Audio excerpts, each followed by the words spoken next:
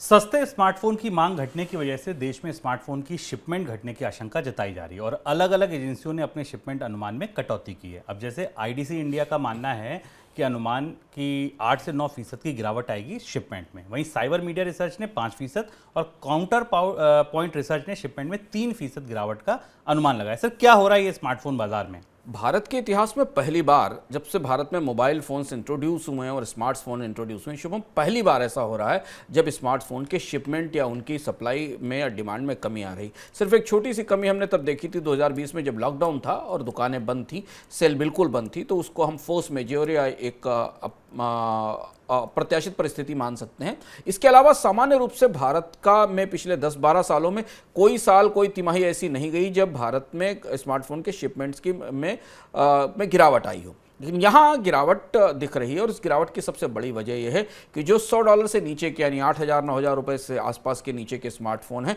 उनकी डिमांड बुरी तरह टूटी है। और जितनी भी बड़ी कंपनियां, दोनों जिन रिसर्च एजेंसियों का नाम लिया है शुभम ने उन दोनों एजेंसियों ने अपने अनुमान में यह माना है कि भारत में जो सस्ते स्मार्टफोन हैं या जो बजट स्मार्टफोन हैं, उनकी डिमांड में तेज़ी से कमी आई है।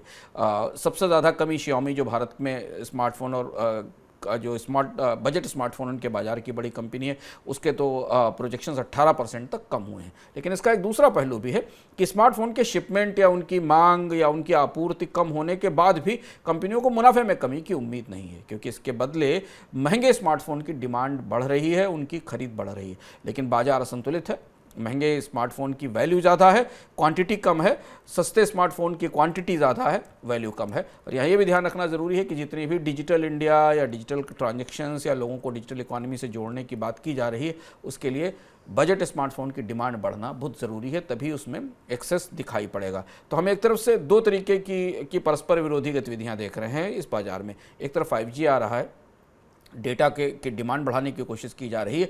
दूसरा, जिन लोगों को डेटा की डिमांड बढ़ानी है, जिनको डेटा कंज्यूम करना है, वो मोबाइल फ़ोन खरीदने से हिचक रहे हैं और ये आंकड़ा इस बात की ताकीद करता है।